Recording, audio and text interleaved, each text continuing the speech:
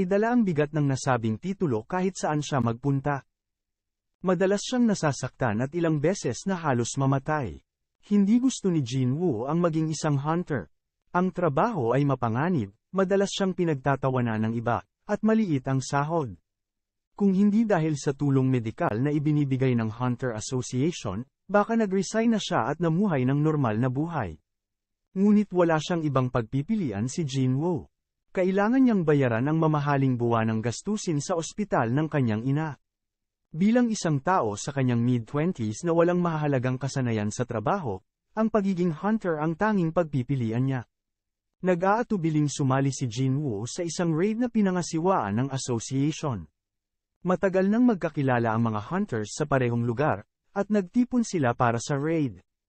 Habang naghihintay, nagpalitan sila ng pagbati at mga usapan. Si Mr. Kim, isa sa mga hunters, nakakita kay Song Jinwoo at masayang bumati sa kanya. Maikli lamang na kinumpirma ni Jinwoo ang pagbati at nagpatuloy sa paglalakad. Sa di nalalaman ni Jinwoo, natuwa ang ibang mga hunters na makita siya dahil sa kanyang reputasyon. Ipinaliwanag ni Mr. Kim na si Jinwoo ay kilala bilang pinakamahina na sandata ng sangkatauhan, at itinuturing na pinakamahina na hunter sa Korea. Gayunpaman, ang paglahok ni Jinwoo sa mga raid ay karaniwang nangangahulugan na mababa ang antas ng kahirapan, na nagtitiyak ng kaligtasan ng ibang mga hunter. Natuwa si Mr. Park, na unay nagduda, sa pagkakarinig nito. Habang naghihintay si Jinwoo sa pagsisimula ng raid, napansin niya na naubusan na ng kape sa kanyang pagkakataon upang kumuha nito. Salungat sa kanyang inaasahan, patuloy siyang nagmamasid sa mga interaksyon ng mga hunters. Lumapit sa kanya si Lee Joo-hye, isang batang healer, at ipinahayag ang kanyang pag-aalala sa kanyang patuloy na mga aktibidad bilang hunter. Itinatag ni Jinwoo sa kanya na itinuturing niya ito bilang isang libangan at hindi balak na sumuko. Nagsimula ang raid, at muli na namang nasaktan si Jinwoo. Binigyan siya ng lunas ni Lee Joo-hye at ipinahayag ang pag-aalala sa kanyang kaligtasan. Nagkaroon sila ng magaan na pagtatalo hanggang sa matapos ang paggamot kay Jinwoo. Nagdaramdam si Jinwoo sa kanyang pagganap sa raid, at nagtanong-tanong siya sa kanyang mababang kita sa pagpatay ng isang ranggong ina monster. Ikinasama ng loob niya ang kanyang kakayahan na harapin ang mga mas mataas na ranggong monster dahil sa kanyang mahina na kapangyarihan. Bigla na lamang natuklasan ang isa pang nakatagong pasukan sa loob ng dungeon, na nagdudulot ng posibleng paghaharap sa isang boss. Si Mr. Song, ang leader ng raid, nagmungkahi na i-explore ang nakatagong daanan at talunin ang boss. Pinagbasehan niya na kung i-report nila ang natuklasan sa association, maaaring iba pang mga hunters ang magtangkang gawin ang gawain at bawasan ang kanilang kita. Nagkaroon ng butuhan, at natapos ito sa 8 pabor sa pagpapatuloy at 8 pabor sa pag-atras. Si Jinwoo at si Lee Joo-hye ang nagpasya sa huling desisyon. Nag-alala para sa kanilang kaligtasan, bumoto si Lee Joo-hye na mag-atras. Sa pagkakapantay ng mga boto, ang lahat ng mga mata ay nakatuon kay Jinwoo para sa kanyang desisyon. Hawak ni Song Jinwoo ang rank E na kristal ng mahigpit, na nararamdaman ang bigat ng desisyong nakaatang sa kanyang mga balikat.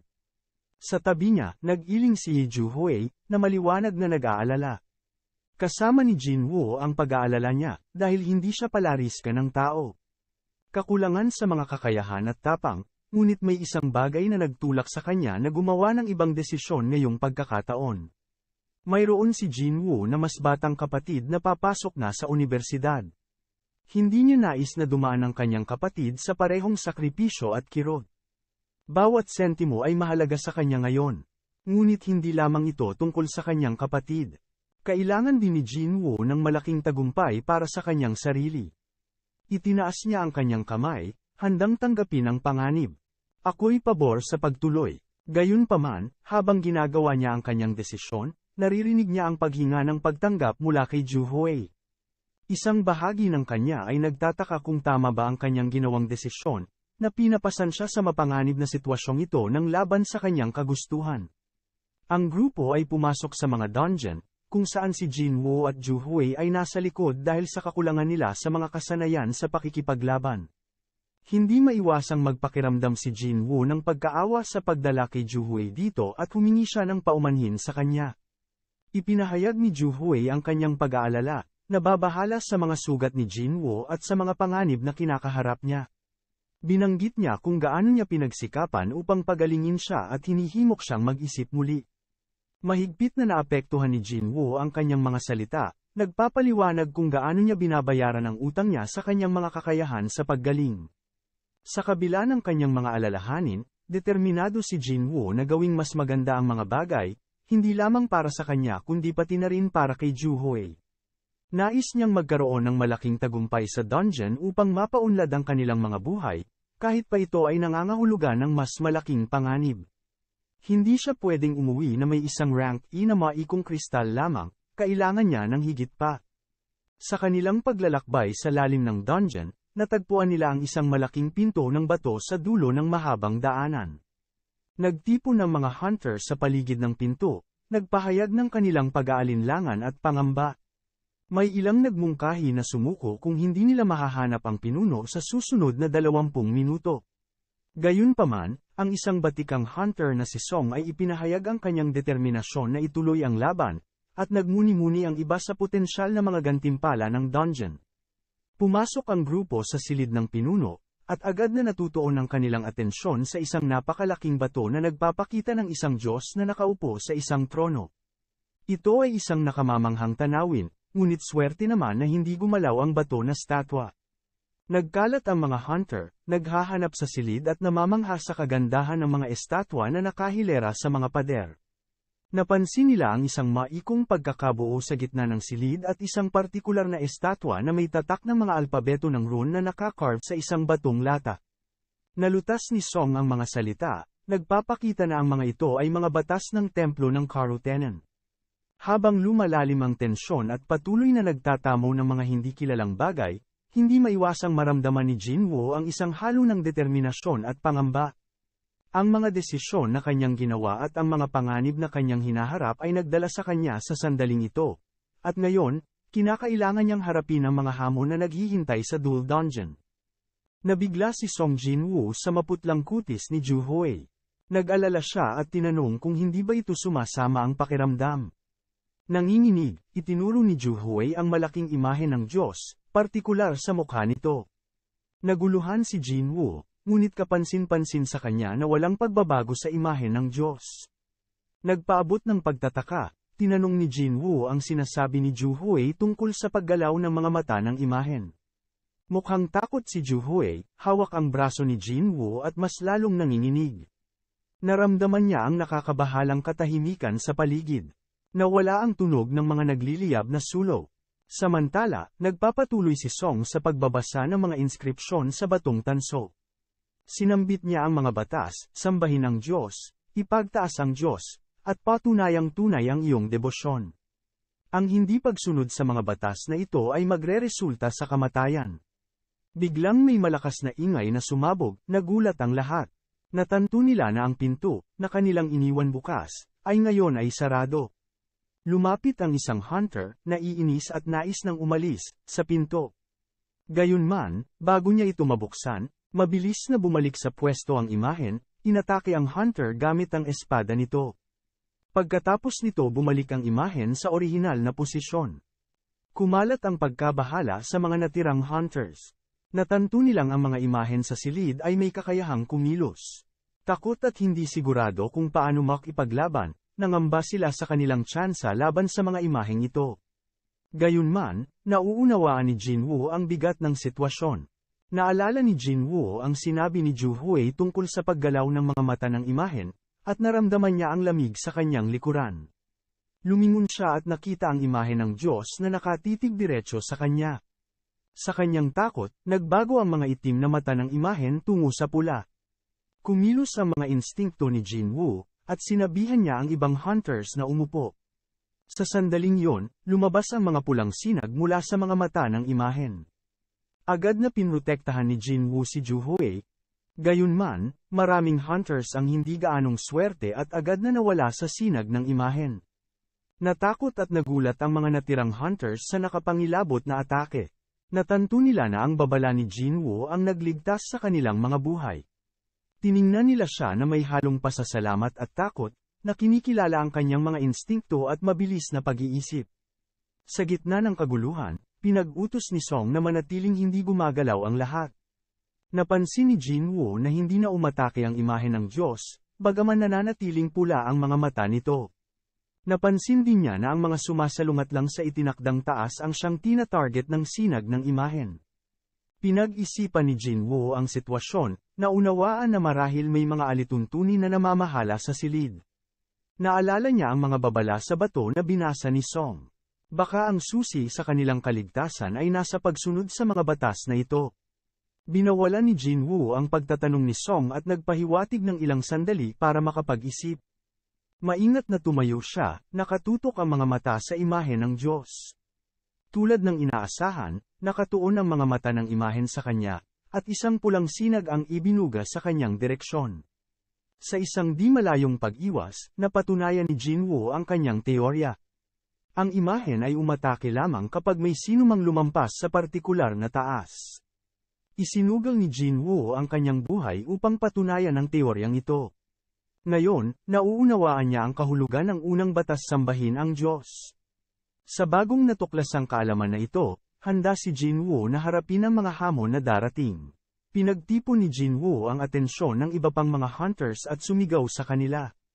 Iniutos niya sa kanila na magluhod sa harap ng imahe ng Diyos, na agad nagdulot ng kalituhan at pag-aalinlangan sa grupo.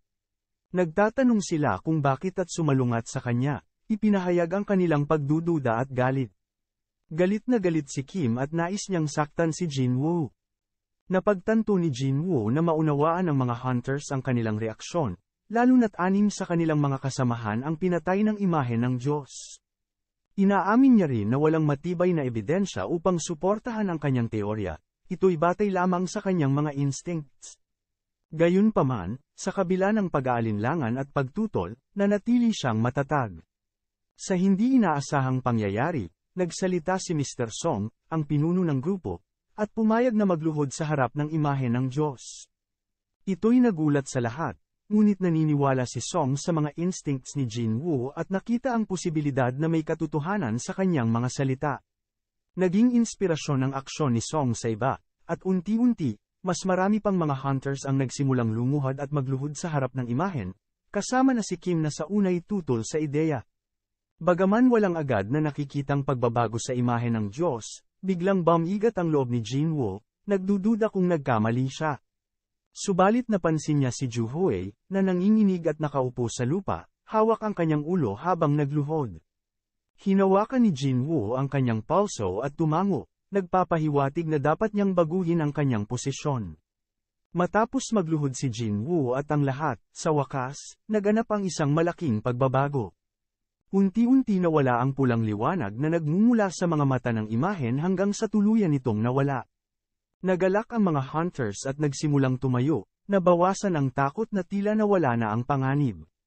Natanto ni Jinwoo na gumagana ang silid na ito ayon sa mga partikular na patakaran at naintindihan na mayroon pang ang 2 batas na dapat tuparin, ang pagpaparangal sa Diyos at ang patunay ng kanyang pagsamba.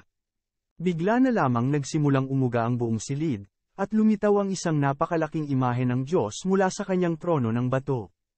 Ang mga hunters, na unay puno ng kasiyahan, ay ngayon ay takot dahil natanto nilang malayo pa sila sa katapusan ng kanilang paghihirap.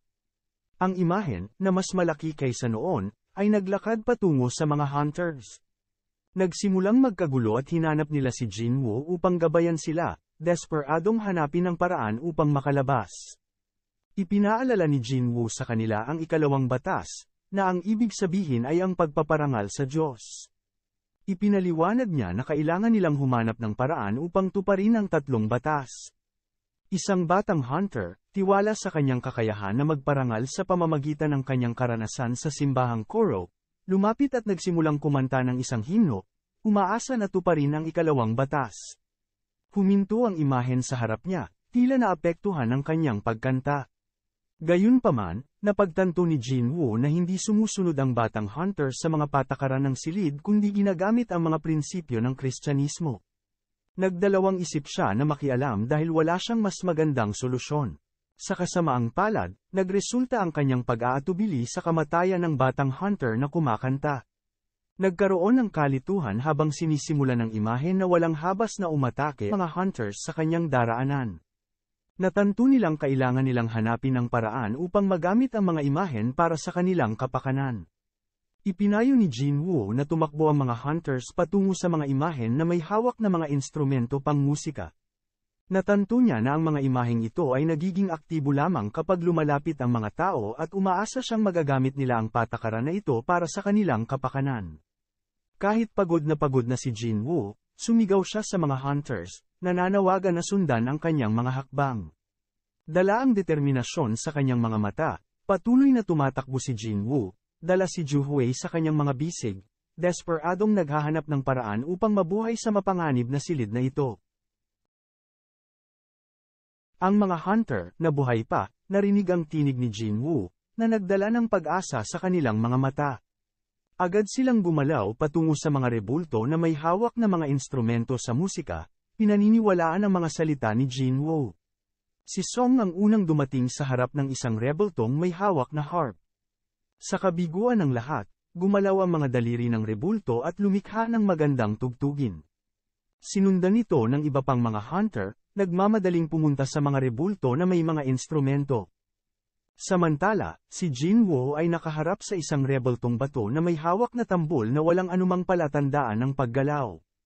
Ang rebultong Diyos ay mabilis na lumapit sa kanya, at na-realize ni Jinwoo na hindi ito maglalaro dahil sila ni Juhui ay magkasama.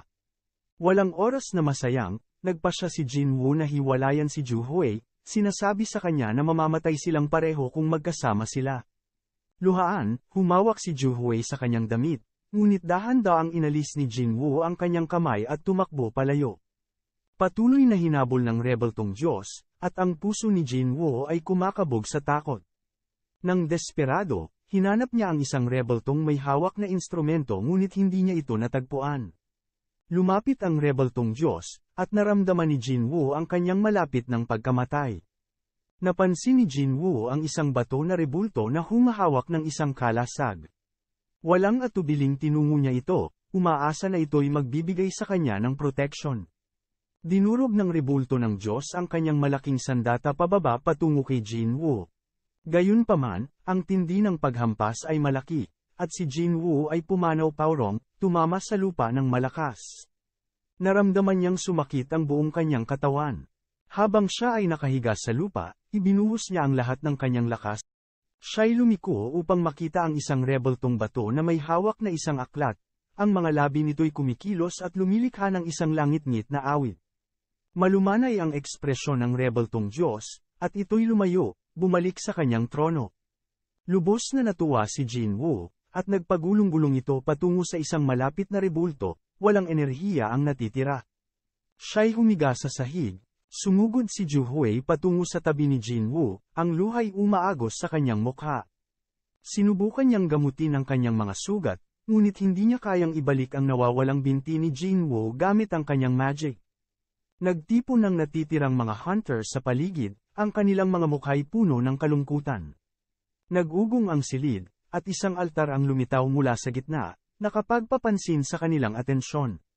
Na-realize nila na isang hain ang kinakailangan upang patunayan ang kanilang pagsamba, kaya't kinuha ni Kim ang kanyang sandata at ininsist na si Song ang maging hain dahil siya ang nagdala sa kanila sa lugar na ito. Hinahadlangan ni Jinwoo ang kanyang mga salita, ngunit nanalangin si Song na manahimik siya. Sa hindi ganoon kagustuhang paraan, tinanggap ni Song ang kanyang responsibilidad at tumayo. Nakaintindi sa sitwasyon, itinuro ni Kim ang kanyang sandata patungo sa altar. Inuudyukan sila na magpatuloy. Sa kabila ng kanyang galit, itinago ni Jinwoo ang kanyang mga salita. Si Song at ang iba pa ay handang tuparin ang huling pagsubok, batid ang mga sakripisyo na kanilang ginawa. At gayon, ang natirang mga hunter ay humarap sa altar, handa na patunayan ang kanilang pagsamba at tapusin ang huling pagsubok. Habang sila'y lumapit sa altar, biglang sumabog ang langit sa isang kamanghamanghang pagsikat ng asul na liwanag, pumalibot sa kanila ng mga apoy. Nagbukas ang mga pinto, nagpakita ng mas maliit na estatwa na nagsimulang gumalaw, tanda ng simula ng pagsubok. Napalakas ang tibok ng puso ni Jinwoo habang binalaan niya si Miss Ju. Hindi mo dapat isara ang iyong mga mata. Parang laro lang ito na nilaro natin noong tayo'y bata pa. Lumalapit sila kapag hindi mo sila tinitingnan. Ang kanyang tinig ay nag-echo sa kwarto at umaasa siyang nakikinig ang lahat. Biglang nagrebelde ang babaeng hunter at sumigaw, bago tumakbo patungo sa pinto. Sa kagulat-gulat ng lahat, nakalabas siya ng buhay at kasabay nito ay bahagya ng nagsara ang pinto. Ang mga asul na apoy ay unti-unting namutla sa madilim na liwanag habang tumatagal ang panahon. Isang pula na apoy ang nawala kapag umalis ang hunter, at alam ni Jingwo ang ibig sabihin nito. Kapag nawala na ang lahat ng pula na apoy, isasara ng lubusan ang pinto. Binalaan niya ang iba, huwag kayong gumalaw. Hindi natin kayang mawala ng iba pang tao. Kung mangyari yun, hindi na tayo magkakasapat upang pigilan ang papalapit na mga estatwa, ang sabi ng grupo kay Jinwoo, ang kanilang leader, inaasahan na mayroon siyang solusyon. Ang kailangan lang natin ay manatili at tingnan ang mga estatwa hanggang mawala ang asul na apoy, sabi niya ng mahinahon. Ang mga asul na apoy ang mga timer. Makakalabas tayong lahat kapag magawa natin ito. Nagduda ang leader, pero hindi ba maaaring tuluyan na lamang magsara ang mga pinto kapag nag-expire ang oras, tanong niya. May panghihinayang ang taong nagturo ng daliri. Palagi niyang itinuring na hamak si Jinwoo, hindi umaasang may magagawa ito, kahit na sumama siya sa kanilang grupo. Ngunit maraming taong namatay sa kwartong yon, at ang mga natirang buhay ay dahil sa kanya. Maaaring tama ka, sabi niya. Pero huwag kang umalis. Kailangan ka namin. Sa puntong yon, nagtakbo ang taong nagturo, at hindi maiwasang humanga si Jinwoo sa kanyang tapang. Huwag kang magalit sa kanya ng labis, naisip niya. May pamilya rin siya tulad ng sa atin. Sinigawan ni Jinwoo, kung lilisan ka, ikaw ang magdudulot ng kapahamakan sa ating lahat. Alam niyang kailangan niyang panatilihin ang grupo na magkasama kung nais nilang mabuhay, at determinado siyang tiyakin na makalabas ang lahat ng buhay. Ang boses ng leader ay nag-echo sa kwarto habang nagbabanta ang mga pinto na magsara. Huli na para sa kanila upang makatakas, ngunit sa wakas ay naintindihan na niya kung ano ang nangyayari. Dapat kayong umalis ngayon, sabi niya, ang kanyang tinig ay nagmamadali. Mananatili ang mga pinto na bukas hanggang nandito ako. Kayo'y bata pa, may pagkakataon pa kayong mabuhay. Zuhi, tutulungan mo si Jinwoo na lumabas dito. Tumayo si Juhi, ngunit biglang nawala ng lakas ang kanyang mga binti. Mukhang sobra kang nagamit ng mana, naobserbahan ni Jinwoo. Ang sitwasyon ay malubha, at ang tanging paraan upang makatakas ay kung dadalhin ng leader si Juhi palabas. Nakapangako akong bibilhan kita ng hapunan, sabi ni Jinwoo, sinusubukang gawing magaan ang atmosfera. Ngunit hindi nasa mood ang leader para sa biro. Pakialagaan mo siya, sabi ni Jinwoo, ang kanyang tinig ay seryoso. Sinubaybayan ni Jinwoo ang kanyang mga kasama habang sila'y lumalabas sa pinto na biglang nagsara sa likod nila. Nabuhay ang mga estatwa, sumaksak sa kanya ng paulit-ulit. Ayaw kong mamatay, sigaw niya, ang kanyang isipan ay puno ng alaala ng mga dating pagkakasalang buhay. May pamilya rin ako. Habang nasa isang batisan ng kulay pulang dugo si Jinwoo, biglang nagpakita ang isang screen ng sistema sa kanyang mga mata. Natapos mo na ang lahat ng kinakailangang kahilingan ng lihim na quest. Tapang ng mahina, ang nakasulat. Ano ito? Nagtaka si Jinwoo, naguguluhan. Natapos ang lihim na quest at lahat ng kinakailangang kahilingan. Saan ba nanggagaling ang tunog na ito? Nagbigay ng opsyon sa kanya ang screen. Nakamit mo ang karapatan na maging isang player. Tatanggapin mo ba? Wala ka ng maraming oras. Kapag tumanggi ka, titigil ang iyong puso pagkalipas ng 2 segundo. Tatanggapin mo ba? May 1 segundo lang si Jinwoo upang gumawa ng desisyon. Ito'y pagkakataon na mabuhay, ngunit sulit ba ito? Iniisip niya ng mabuti at nagdesisyong sumugal. Tatanggapin ko, mariin niyang sabi. Agad na nagliwanag ng mapanghalinang ginto ang kwarto, nililigiran siya ng init nito. Naramdaman ni Jinwoo ang lakas na damaloy sa kanyang katawan. Hindi niya alam kung ano ang naghihintay sa harap, ngunit handang harapin ito bilang isang player. Binukas ni Jinwoo ang kanyang mga mata at biglang umupo, pakiramdam ng kanyang mga dibdib ang nagpatigil sa kanya.